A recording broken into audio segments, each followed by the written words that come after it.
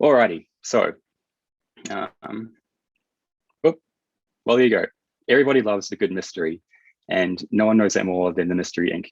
gang. Meeting and becoming fast friends in high school, this ordinary group of teenagers and Pet would one day accidentally stumble upon a mystery that would change their lives forever. In solving this mystery, Fred, Velma, Daphne, Shaggy, and Scooby would uncover their mystery-solving skills and decide to make a hobby of it, seeking out and solving mysteries wherever they could find them. Over time, their friendship grew, and so too did the scope of their mysteries, taking them from small town super sleuths through to the globe-trotting detectives that we know and love today. However, like all good hero stories, it wasn't always smooth sailing for the gang. And while I don't have time today to share the story of each member, there is one in particular that I think is important. This is a story of Daphne Blake, aka Danger-Prone Daphne. Prior to meeting the gang, Daphne was born into a Scottish family of immense wealth and was a girl who had it all. At least that's what most people think. You see, Daphne was a girl who had everything she ever wanted, but there was one thing her money's family couldn't buy: confidence. Having been raised in an environment full of high standards and even high expectations, Daphne would often question her own self-worth. When she did fall short of these standards and expectations, thoughts swirled through her head, leading her to ask, am I enough? Becoming fearful of these thoughts, Daphne's self-esteem plummeted, and she found herself withdrawing from the vibrant life she once had. Eventually, an anxiousness would take over her every being and leave her a shell of her former self. Daphne had closed off to the rest of the world. What's interesting about Daphne's story is that it's not unique to just her. In fact, while fiction, her story parallels our own world. Every day, young Australians are bombarded with unattainable expectations and standards from the likes of social media that make them question, like Daphne, whether they too are enough. When mixed with life-altering global events that sever human connection, these external pressures are pushing these young Australians to question their self-worth and causing anxieties stemming from those thoughts to grow at an alarming rate. So how do we help these young people? Well, many would say it begins with introspective mental health-based support. And while beneficial on many fronts, I think we actually need to shift our perspectives to a more outward-looking approach, one that involves mystery, human connection, and just a dash of well-intentioned peer pressure. When meeting the gang in high school, Daphne was still struggling with these thoughts and her lack of confidence. She still had lingering feelings of low self-worth, and she still had anxieties simmering below the surface. However, the tide started changing the more she got to know her new friends. She started to develop deep connections with these like-minded people and began to open up to those around her once again. In short, Daphne felt safe amongst these people, and the fears and anxieties she once had, while still present, were easier to manage. That was, of course, until they stumbled across their first mystery. When stumbling into this, Daphne was terrified, and the thoughts and anxieties as to whether she was actually capable of solving the case flooded her mind. And the self-doubt that she once had started to creep back in. But then the strangest thing happened. Not wanting to disappoint her friends, Daphne decided to trust not only herself, but also her new friends to get her through this new mystery. Now, united with a common goal, the crew would work together before eventually going on to solve their first case. In solving this case, Daphne realized something that would forever change how she lived her life. Even when faced with doubt, uncertainty, and anxiety, she was capable. The crew would go on to solve more and more cases, and as a result, Daphne was thrown into an ever-changing array of new situations.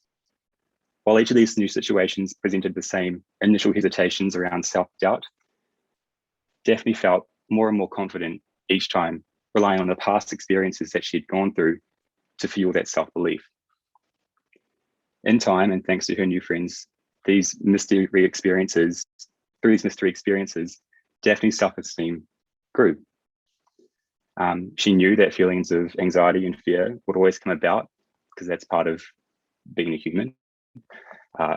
but she was now equipped with a vault full of past achievements that she had accomplished. Daphne felt free. As I mentioned earlier, Daphne's story, while fiction, has many parallels to the real world. And in fact, I believe the way we can help these young people who suffer from such feelings like anxieties and whatnot in regards to how people see them is by connecting them with like-minded people, bringing together the joint experiences that they can use as building blocks towards building their own confidence. So how exactly do we create those experiences? Well, as I said at the start, everybody loves a mystery, but I'd also like to add that everybody loves a mystery with some well-intentioned peer pressure on the side. It begins with setting some groundwork. We know that young people, for the most part, are lazy, myself included. We don't want to have to venture out to find these experiences and these mysteries, right? No, in the age of left and right swiping, we want everything handed to us. And that's where creativity comes in, name pending. So that was a big story, and I realized that. But I've been leading to this basically. I've built an app based on the idea of connection and activities, and I'm seeking to bring people together through shared mystery experiences. Like anything, it begins with some groundwork. We want people to explore what there is on offer around them to an extent. As I said, young people are lazy, so anything outside of their postcode can be deemed too far. Setting the distance, we come through to, that's not what I wanted to bring up, but that's fine. Anyway, once that's in motion, we have our first experiences popping up. Now, like all good mysteries, you need a hook, and this is exactly what this is here. Now, I know these are probably easily guessable, these experiences, but these are just here to give you an idea of how it operates and how it looks. These cards, for lack of a better word, are built to be just revealing enough that you get an idea of what it is you'll be doing, such as this one here, where it's teamwork, brain bending, indoors. But the actual experience itself is hidden. You don't know what it is you're going to be doing. We provide you with how many people it can hold, the distance, and of course, a star rating from previous people who have gone through this. Each of these experiences have their own unique feel, and they all differ in various ways. And that's important because we want to be able to reach a wide range of people, right? So scrolling through these here, you get an idea as to what you could be good doing. And once you come across one that you think you want to go into, you do it.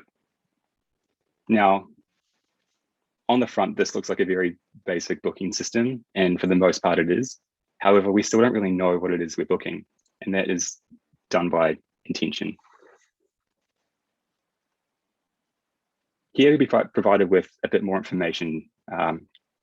So you have the previous image coming through here to remind you visually what it is you may be doing or get an idea of. You have a distance. You have an indication of price. That will come later on. And you also have up here the people you want to bring along with you. You want to drag along through that peer pressuring. This will populate based on who you select down here. This is obviously a working prototype, so I'm not going to go out and wireframe everything, but there we go. That would pre-populate there. This page also provides an estimation as to how long it would be. For example, 3 to 4 p.m. So you go through the book, send and payment page, and that's it. Here you're provided with a summary, and that's really all you get. Actually, I want to go back. I forgot one part that was important. This part here. I know with this app that the people who are suffering from anxieties or self-doubt, self-image, whatever it may be, they're not going to download this app and do something crazy and mysterious. I realize that. It's going to be the people who are confident and are outgoing that are going to be doing this and engaging in this kind of product.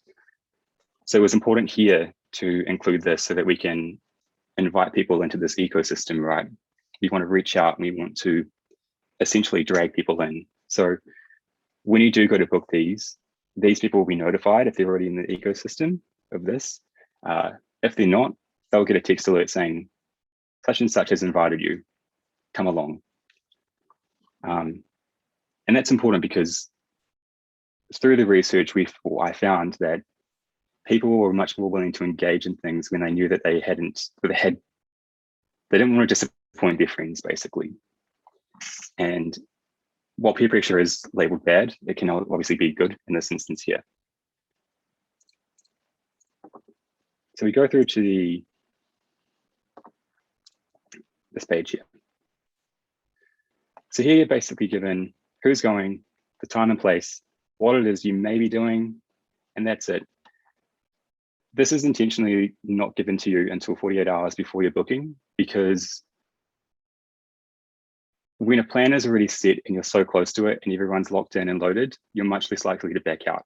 We don't want you booking stuff and then having to unwind it once you figure out, actually, I'm not capable of doing that, or I don't think I can do that. It also allows for those deeper connections and the shared experience really begins from here, right?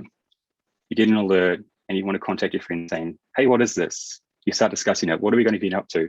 I don't know. Something to do with teamwork, brain bending, it's indoors. And so even before this experience begins, you have this strengthening of ties before they even arrive at this place. And that's the goal here, right? Connection over a shared experience. Hopefully, as people build their collection of mysteries with various groups, they can be like Daphne and use them towards building their own confidence. So we want people to keep exploring, obviously. And I'll take it back to here. Now, the bookings tab is also important to look at.